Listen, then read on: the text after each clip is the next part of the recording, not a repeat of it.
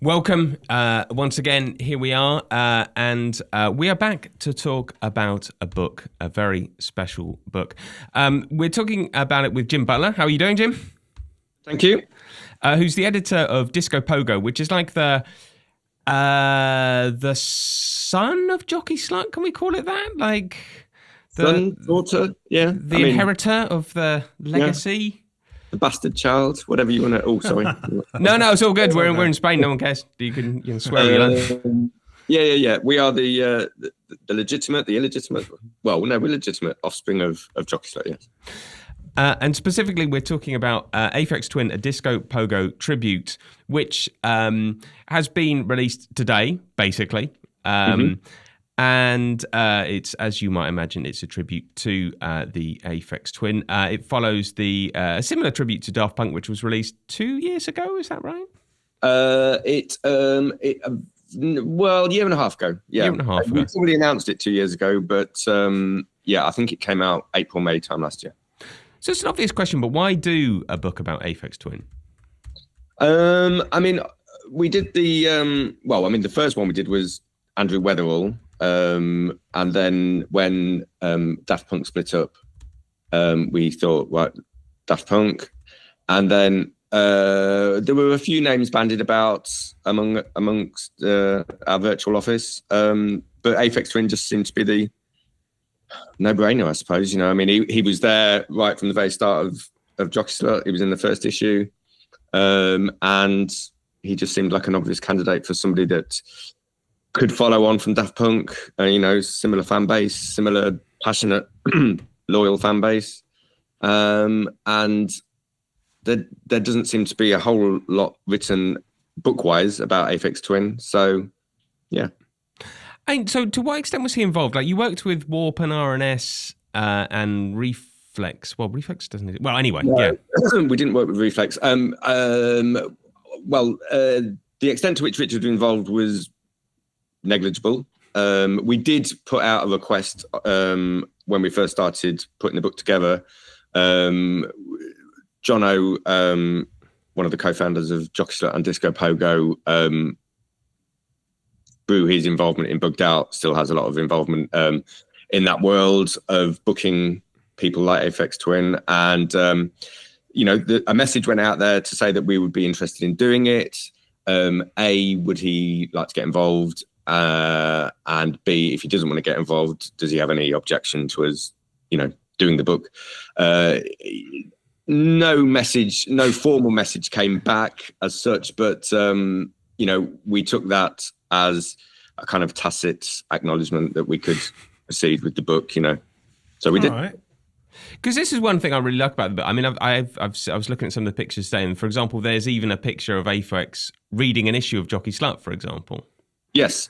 That was an interview that Paul, the other co-founder of Jockey Slut, Disco Pogo, did with Richard in 1993, I believe, for one of the earliest editions. I think it was like issue 4 or 5 of Jockey Slut. And I think Paul obviously took along an issue with Weatherall on the cover where he gets his tats out. So he's there reading an issue of Jockey Slut in McDonald's just off Oxford Street or on Oxford Street. Because had you had experience with talking to Richard Aphex Twin during the years as a journalist or running Myself? Into him? Yeah, I've never interviewed Richard, so no, I've had no involvement with him.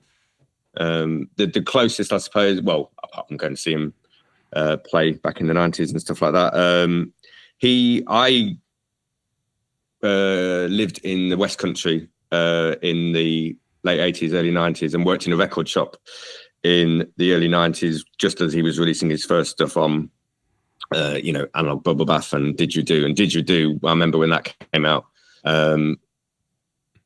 we had a lot of people who liked going to raves in the West Country coming in asking for this techno tune on RNS that, featured a didgeridoo. And so we would be playing it in the record shop a lot. And that that chimed with a lot of that was going on in the West Country at that time. This mad take on this post-acid house explosion, I suppose. But no, to go off the point, to answer your question, no, I haven't ever interviewed Richard. Why are we all so obsessed with Aphex Twin? I just think he kind of, through the generations, he seems to chime with various people who get into dance, stroke, electronic music, whatever you want to call it. For people of my generation who, the late 80s, early 90s, his music, you listen to it then, and it had bits of hip hop, electro that we grew up with in the 80s. And obviously it was just sounded fresh, exciting, revolutionary. And I think he's kind of carried that on musically. I think he's carried that on through every iteration of his career, if that's how he sees it. And obviously the fact that he's mysterious, cheeky, an unreliable narrator, a liar even, there's just the stories around him. The stories around him that either that come from his mouth or from those around him or from the journalists who, hype him up. A book full of those stories just seemed like a no-brainer, and hopefully, people will enjoy the book for those stories. We don't claim that the book is a definitive biography in any sense. It is just various articles that look to capture, him at various points in his career, and hopefully make sense of. So, because the book is obviously it's made up of original articles from the Jockstrap archives. He featured very heavily in Jockstrap during its 10-year period, and then articles that have been written fresh for this book. And so it's a nice mix of, contemporary accounts and then retrospective accounts. I think why we like him, he musically, he's peerless, and the stories about him. What's your favourite Aphex Twin story that might be true, might be false? There's so many. I think my favourite. Let's see. There's so many. I think my favourite was. I always like the Lemonheads remix one. He meant to remix the Lemonheads, forgot, just gave them something, and then claimed he'd lucid dreamed it or something like that. The courier turns up and he forgets, just gets a DAT off the shelf or whatever and hands it to the courier. Yeah, saying to Madonna that he would work with her if she would squeal like a pig or something like that. There's loads. We've got one of the, it's kind of obvious. One of the things to cover in the book is the myths, shall we say? Are these true? Are these not? The stories. There's a nice piece in the book about the various Aphex myths. Does the piece try to debunk any of them, or does it just sort of present them as it presents them as they have been presented, in the past during his career, and it looks at some of them and sort of like suggests that might be true, that might not be true. Here are some possible facts that might back up, one way or the other. But again, it's in keeping with we don't want to sort of like say this is fact, this is fiction, as I think he likes himself, I think up to the reader, the listener, to make their own mind up. What chapters have you written for the book? So I wrote a piece on Selected Ambient Works, Volume 1. I collated an oral history on Richard's early years from Cornwall up to moving to London and up to the release of Selected Ambient Works. I did a massive interview with Paul Nicholson, the designer and former dancer with Aphex, and I did a piece on his remixes. Okay. What's your favourite Aphex Twin remix? Possibly the 808 State one. Oh, Flow State, is that? Or am I? I've forgotten what it's called. But I spoke to Graham Massey about it, and he told us the story behind that, how it came out, after the event, but it was quite an interesting story about how when they were working with Reflex in reissuing some of those early 808 State albums, and he was talking how he spent a weekend down in London. I think it was when Richard was still in the bank, or the former bank, and him and Gerald Simpson got together for the first time in years, and so it's good to have had people like so we spoke for that one particular. I spoke to Graham Massey. I spoke to Ian Baker from Jesus Jones, who recounts how he used to spend a lot of time with Richard in the Knowledge Club in London in the early 90s. Spoke to Bob Stanley from Saint Etienne. Who else? Curve. Yeah. Who do you think, from analysing and seeing Aphex Twin all over these years and realising that he's peerless, as you said before, who do you think might be able to carry the torch? Who do you think will be the next Maverick? I mean, or does that person exist already, in your opinion? I just think we live in different times. I don't know whether there's, I think Aphex came through at a particularly unique time, pre-internet. Obviously, the internet has changed everything. And the idea that, somebody from the underground could come through, and there are artists. Fortet, obviously he's been around for years as well now, but I just think Richard came through at such a unique time that, even with bands, I suppose, I just don't know whether anyone will ever come across and have that time in the underground and slowly their trajectory just keep on going up. I think someone's either born in the public glare these days or they stay underground. I don't know whether you can, Richard obviously has feet in both camps. I don't know whether there will ever be. I just don't think the music cultural climate will. What about Burial? Do you think Burial deserves a book like the one you've just published? Burial obviously is somebody that you can see as an heir to that. He's even more mysterious than Aphex Twin. Quite possibly does deserve a book in that sense. Obviously, but in Burial, kind of comes after Jockey Slut. So that's not to say, the first three books, I always keep forgetting Weatherall, but because that was kind of is part of this series, but slightly apart. Weatherall, Daft Punk and Aphex all featured very heavily in Jockey Slut. So we have the kind of that mix of contemporary articles and slash articles. That's not to say that we can't do books on people that predate Jockey Slut or come after. It would just,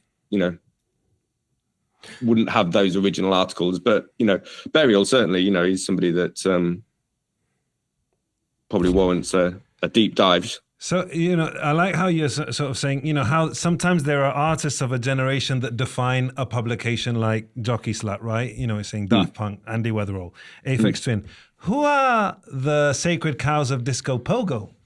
Probably the same people.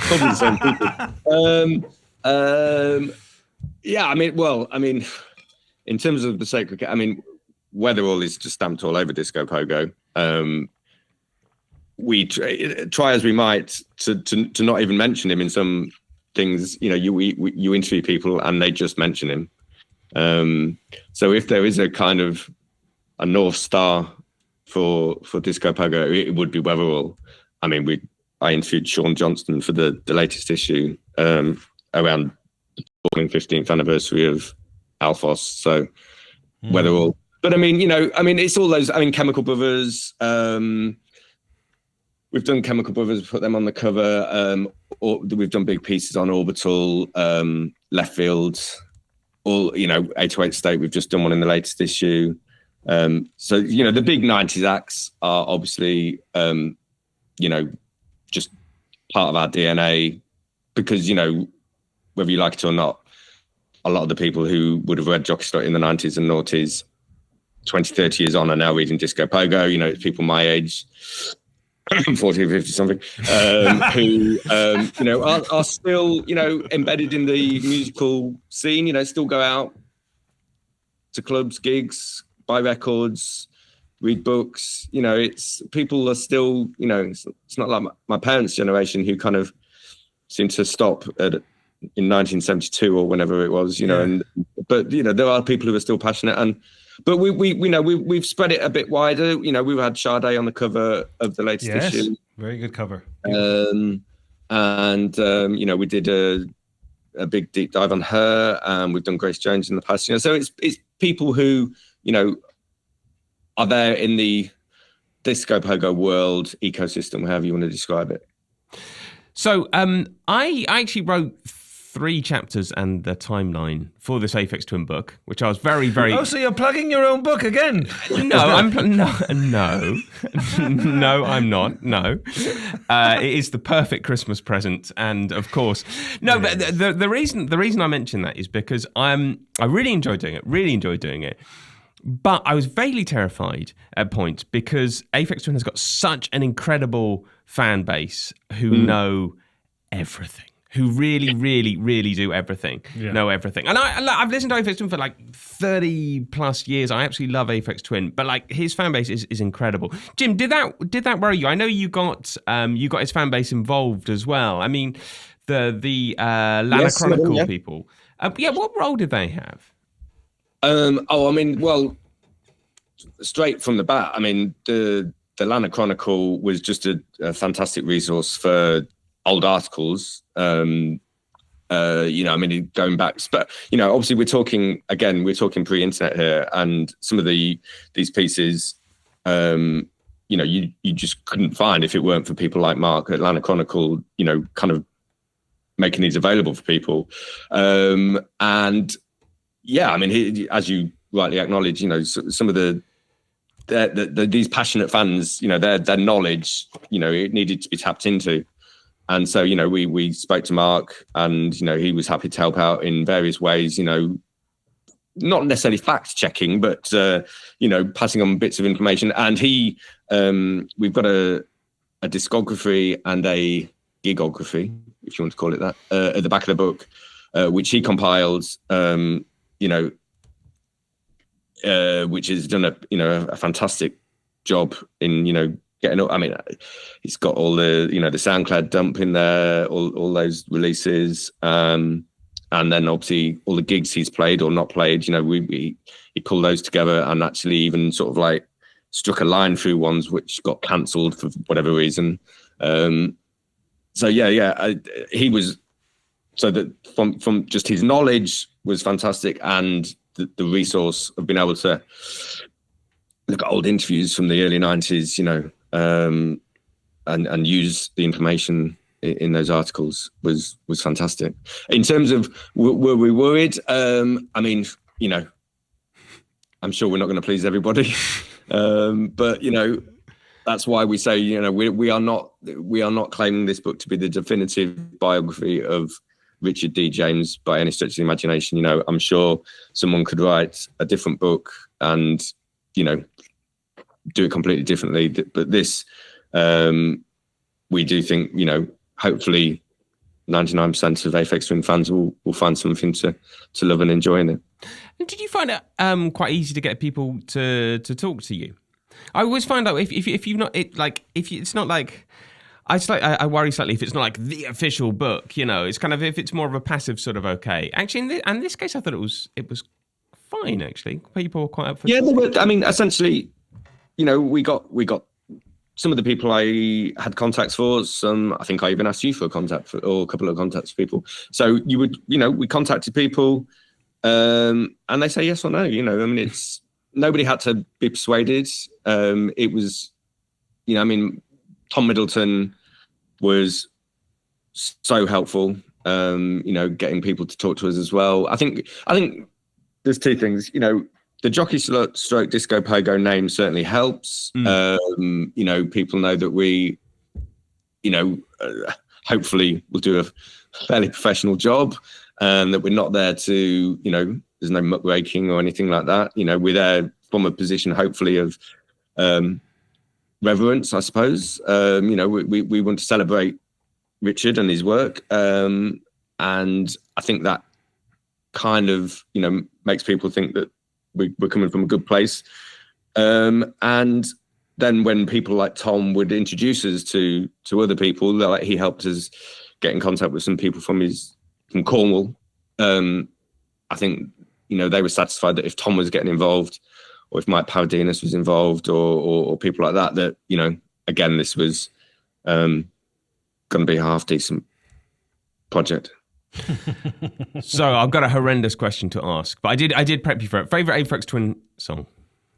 Oh God. For the reason I outlined earlier, Didgeridoo has always had a special place in my heart, just because of it just seemed to come from nowhere in the early 90s. But then Analog Bubble Bath as well, right up to Mini Pops. If I Window, there's so many, isn't there? If I had to be pushed, maybe We Are the Music Makers. Tune.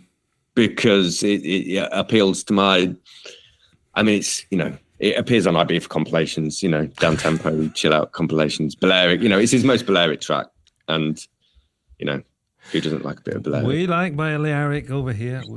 We practically live next to it. Yeah, exactly. I've got to say, you did a great video piece in which, I've forgotten her name now. But anyway, one of the journalists went to the Tate Modern, where there was an Aphex listening event, and kind of asked people how to pronounce the various names from Aphex.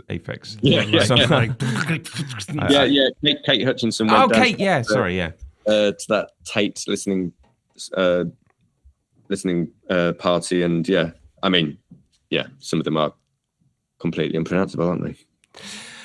So, what's your favorite Aphex Twin track, Ben? Oh my God.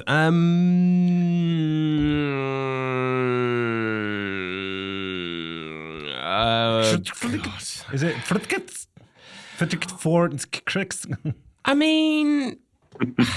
didgeridoo maybe as well. I kind of feel like I'm saying the same ones really. I don't know. Like probably the album I've listened to most is Selected Damn It Works Too, which is actually the album I wrote about, and you can't really say track names for that. Then I guess you can't really sum down. It's hard to sum down someone like Aphex Twin. What's your favorite song? It's like more of an album. What time of your life you were listening to it? No. Yeah, I obviously just asked the question, being totally unreasonable. You always prepare your answer. But actually, I've got to say, another thing I looked into was the SoundCloud dump, and that is a remarkable. There's so much good music on there, and I think it's almost people got a bit scared of, because it was just like, oh my God, 300 songs just sort of, released. Oh, it seems completely, when you're faced with, it's a bit like, being presented with the Falls back catalogue or Jazz or something like that, isn't it? It's like, where do I start? Begin? Oh. But there's some great stuff on there. Stuff that you kind of think, why did he never release this? Especially, the early stuff. I've forgotten the name of the track. That there's a story where Tom Middleton and his friend Manny are in the Bowgie listening to Aphex DJ, and he's puts on one of his own tunes, and I've forgotten what the name of it is. It was on the SoundCloud, and it samples Sound of Music, and they go up to the booth and ask him what it is, and that's when they realise that it's his music. It's he's not playing a record. He's playing from cassette or something like that. But yeah, that he never released it. It's just like, how much else has he got in the vaults that So, why should we buy this book for Christmas? I was going to say something trite. Because it hopefully, it comes from a place of love and reverence for Richard, his work. And we hope it captures, over 30 years of his idiosyncratic journey. We've got some of the best music writers around, both, present and past, writing in it. Hopefully it's just a great mix. The stories themselves, why do we read music books? We read music books and music magazines for stories. Don't don't necessarily read them for the truth. We read them for, opinions and stories. And this book's got stories by the bucket load. Yeah. I should say the Daft Punk one was such a beautiful book as well. It's like this properly sort of like hardback, that's nice that's paper. Part of, it's we the coffee table book if you want to, but yeah, the images, the design is just as important as the words. And thankfully, we've managed to get in touch with some fantastic photographers. We got the cover image. Is that Wolfgang Tillmans? Yeah. Tillmans? Yeah. That became a bit of a no-brainer in the fact that I think it was either just before we started work on it. We knew we were going to do it. It was either just before or just as we started. We came across this photo, and I think we put it on on our Instagram, and everyone just went mad for it. And it kind of like, right, this has to be the cover. And we got in touch with Wolfgang, and he was happy for us to use it. And and then there's loads of other great photography in there as well. The photography and the images, the design is just as important as the words. Yeah. And one final question: what is your favourite record of 2024? Album or? Album. Yeah, why not? Album. There's lots of records. I can't stop listening to the latest Michael Kiwanuka album. Mm-hmm. But there's a band. I live in just outside Hastings, on the south coast near Brighton, and there's a band around here called Air Cooled, who are this kind of kraut rock proggy. Yeah, they're made up from former members. This doesn't it might do. I don't know. Former members of The Wedding Present, Elastica. Okay.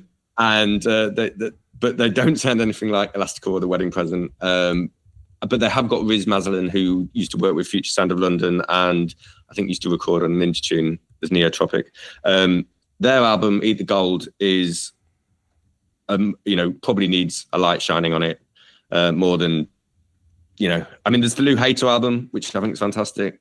Fabiano Palladino album. Then your big Underworlds and people like that have released stuff. But yeah, let's go Air Cold, Eat the Gold. It's probably not my favourite, but it's probably the one that I think deserves the light shining on it. Frankly, you had me at Elastica, so yeah. Okay, well, yeah. Eat the Gold. It's just in the drummer. Nice. Yeah. Jim, thank you so much. I should say that the book is available from the website. That's from the Disco Pogo website. I'm sure it's available from lots of other places. You can get it sent to Spain. I'm trying to do something in a Barcelona store. We'll see if it comes off. But watch this space. Is there any? Basically. Do you know if it will have a translation with any of the Spanish public? Editorial houses? I don't know. There's a question for Jim, I guess. We've recently done a French one for Daft Punk. That obviously makes sense, I suppose. A French publishing house got in touch with us. Obviously, if there are people in Spain or wherever in the world that want to translate this work of beauty, then get in touch. We'll have to talk with Contra. Exactly. I was so happy the Daft Punk was getting translated into French. It's amazing. Jim, thank you so much. Congratulations on the book. And it's the perfect Christmas present. Not for the bits I wrote, for the other bits. So there we go. Thank you, guys. Thank you. Thank you, Cheers. Jim.